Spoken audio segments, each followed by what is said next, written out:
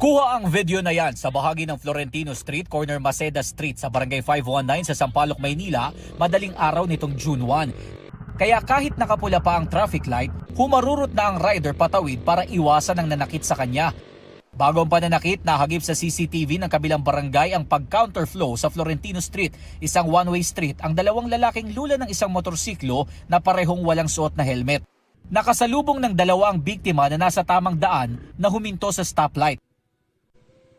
Sa kuha ng CCTV, dito may kitang bumalik ang magkaangkas at nang makalapit sa nakahintong rider, hinampas ng nakaangkas ang ulo ng rider gamit ang hawak na helmet at sinundan ito ng pagsuntok ng driver ng motorsiklo. Dito na humarurot palayo ang biktima habang nag-counterflow na naman ang magkaangkas at lumiko sa isang kanto.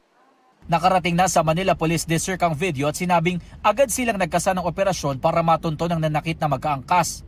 Ayon sa kapitan ng Barangay 517, hindi na nila mahagilap ang nanakit na rider na residente nila pero nakipag-ugnayan daw sila sa mga kaanak at kaibigan nito.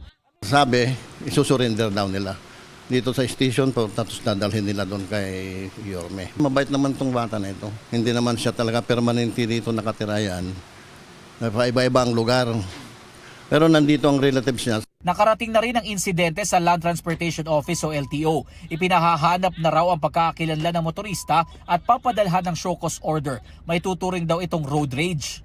Pinag-utos sa Intelligence Division para matrace yung motorsiklo para ma-issuehan ng show cause order. After ng hearing, dalawa lang pupuntahan yan.